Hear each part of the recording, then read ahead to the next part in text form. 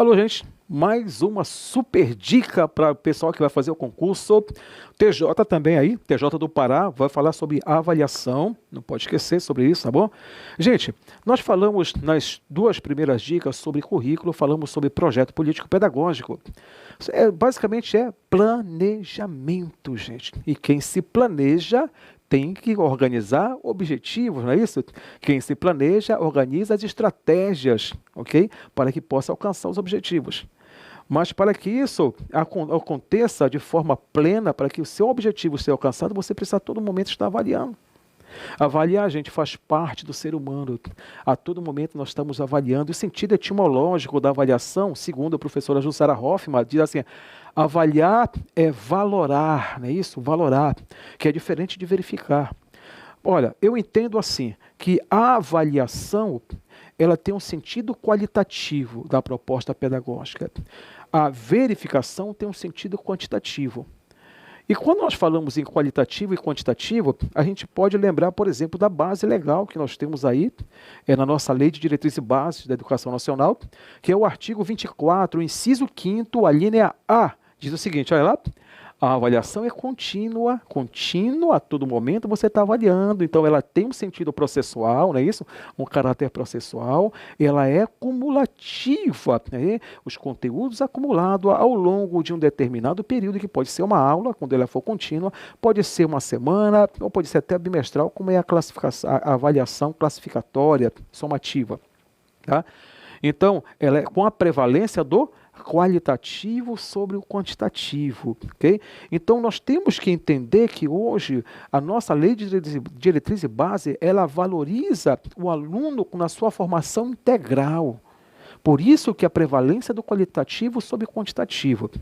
Mas falando em avaliação propriamente dita no ensino-aprendizagem, gente, eu vou falar uma coisa que muita gente erra na prova. Professor José Carlos de Banho. O professor José Carlos Libani, quando fala em avaliação, ele diz o seguinte, que a avaliação tem a função didático-pedagógica, não é isso? Didático-pedagógica, tem a função diagnóstica, e essa que o pessoal erra muito, função de controle, tá? Didático-pedagógica, diagnóstica e a função de controle. Quando o professor José Carlos Libani fala sobre controle, gente, ele não fala sobre controle de coisa rígida, não, que o professor tem que usar com processo de punição, de controle da turma. Não tem nada a ver isso aí, tá? O controle é o controlar o processo de aprendizagem do aluno, ok? Então não pode esquecer disso. Porém, gente, a nossa resolução 07 também diz o seguinte, que além de contínua, né, isso e cumulativa, com a prevalência do qualitativo sobre o quantitativo, a nossa avaliação tem que ter um caráter diagnóstico, processual, formativo, não é isso? Então, quando a gente fala em avaliação no caráter diagnóstico, é a função da avaliação no início, olha lá, diagnóstico a gente coloca muito assim no início. Alguns autores podem colocar o diagnóstico assim no início, no meio do fim, não tem problema nenhum, tá? Mas o sentido diagnóstico que ela tem é justamente para que o professor possa aí entender o teu aluno, saber qual é a bagagem cultural, social, instrucional, intelectual que esse aluno traz, para que ele possa desenvolver um plano de ensino, um plano de aula que seja significativo, que aborde as vivências do aluno e a partir daí organizar suas estratégias pedagógicas. Então esse é o caráter diagnóstico que ela tem. Ao meio do processo, gente, no meio do processo é importante que você esteja avaliando se o seu aluno está construindo a aprendizagem, avaliando se as suas estratégias realmente estão sendo eficientes.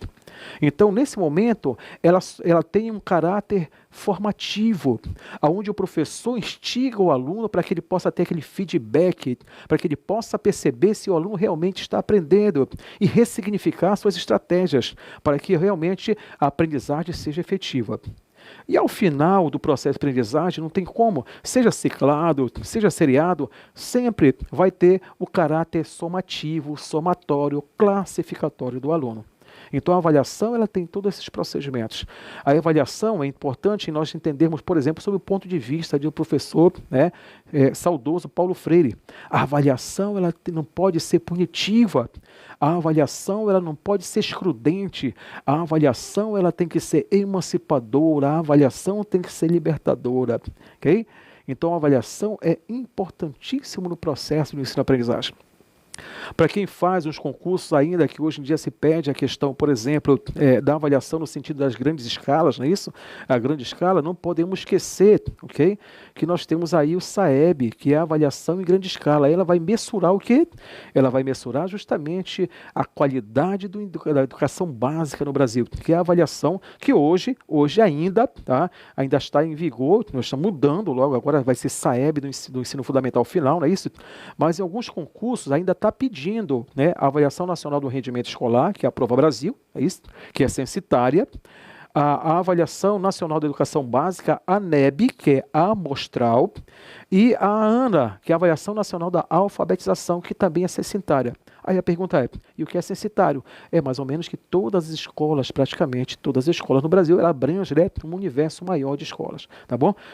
E a amostral não. A amostral, ela trabalha só apenas algumas amostras. Lembrando, por exemplo, que a diferença, aproveitar logo o momento, é isso, que a diferença da Avaliação Nacional do Rendimento Escolar para o ANEB é que a Avaliação Nacional do Rendimento Escolar, Prova Brasil, é só escolas públicas. E o ANEB é amostral, tanto as públicas quanto as privadas. Tá bom, gente? Uma super dica para vocês, um abraço, bons estudos.